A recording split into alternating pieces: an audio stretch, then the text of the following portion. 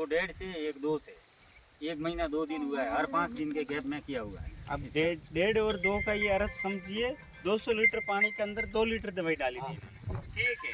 और एक बार 200 लीटर पानी के अंदर 1.5 लीटर दवाई डाली थी, और उससे इन्होंने स्प्रे किया। अप्रैल के 20 दिन बाद में फिर 25 और फिर 30। अच्छा, फिर 5 दिन के गैप में 3 स्प्रे किया।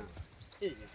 अब किसान बंधु, मैं एक आपको बताना चाहूँगा कि ये कोई पेस्टिसाइड वगैरह नहीं है, ये आयुर्वेदिक तरीके से विकसित खाद है, लिक्विड खाद, ठीक है। जो ऊपर अपन स्प्रे करते हैं तो पत्तों के द्वारा ये खुराक ग्रहण करता है।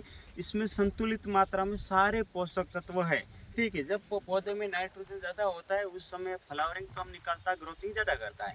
तो उस स्थिति में इसका हाई डोज दिलाए तो नाइट्रोजन इन तत्वों की तुलना में कम हो जाएगा, तो ग्रोथिंग रुक जाएगी और फ्लावरिंग ज़्यादा आएगी, ठीक है। ये पीला यहाँ पे पहले निकाल रहे थे, लेकिन जैसे इसका स्प्रे लगा तो पीले रोक दिया और फ्लावरिंग छोड़ दी, ठीक है। और दूसरा इसमें आता है बैक्टीरिया आते हैं जो सनातन तकनीक से विकसित है, ठीक है।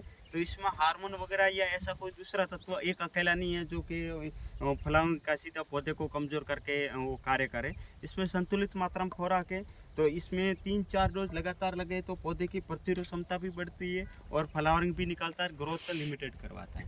और ग्रोथ करवानी है तो फिर हाई डोज खुराक दीजिए, ठीक है। खुराक से पौधे की जड़ें भी स्वस्थ होती है और गोटी की साइज अच्छी पकड़ती है और उसका कलर भी शानदार रहता है। तो खुराक ये काम करती है, प्रतिरोध क्षमता बढ़ाती है। और कहीं मान लो टिकड़ी पंखुड़ी की शिकायत अपने साथ में जुड़ने वाले किसानों को नहीं आएगी। हाँ, स्टार्ट में 1 महीना आएगी क्योंकि उस समय पौधे की प्रतिरोध क्षमता कमज़ोर रहती है, ठीक है।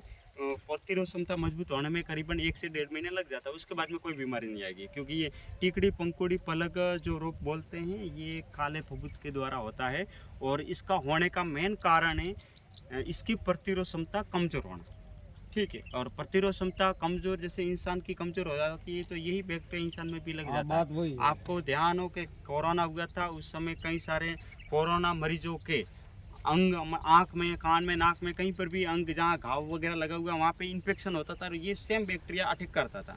अपने घर पे बाजरे की घाट बना रहे या रोटी सब्जी वगैरह कुछ भी, जो फूलन वाले वो हागिस बैक्टीरिया।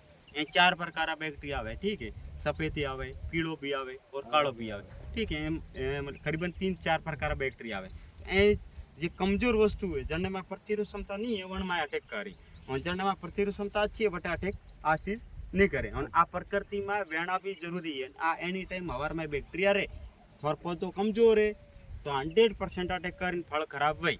तो પછી વને કેમિકલ વાળા કામ કરે, સ્પ્રે લગાવું કરો, तीसरे चौथे दिन उनती बसाव करे, ठीक है। उनती भी बसाव घणो वहतो नहीं है, ठीक है। और आपे काम करो हैंगो पहला पौधारी प्रतिरोध क्षमता मजबूत करो, तो अटैक ही नहीं करे। स्प्रे करवारी जरूरत नहीं, ठीक है, खर्चो कम। और बाकी एम भी ब्रेक लगाना है तो अपने कने फफूंदनाशक दवाई जो सी तो 1 लीटर दवाई 500 लीटर पानी में कम करे थी, तो स्प्रे लगाओ, तीसरे दिन आधो हाथ ब्रेक लागे। वनो भी अपने बावत्रा में एफपीओ है, कौन एफपीओ नाम है, महिला एग्रीकल्चर वनाती जुड़ेला किसो ने बात दवाई उपयोग की थी है, ठीक है। समिति बनी हुई है महिलाओं की। हवे वे दवाई मांग की थी कि महाराज जिन लाओ का, आज उनकी एक गाड़ी गई है पूरी भर के खाद की दवाई लाट पड़ेगी। अभी एक बार लाट नीम अस्तर ऊपर करने दवाई है, लेकिन अभी करंट टाइम में तैयार नहीं थी। कुछ काफी सप्लाई किया था, वो क्या है आयुर्वेदिक होता है तो समय लगे।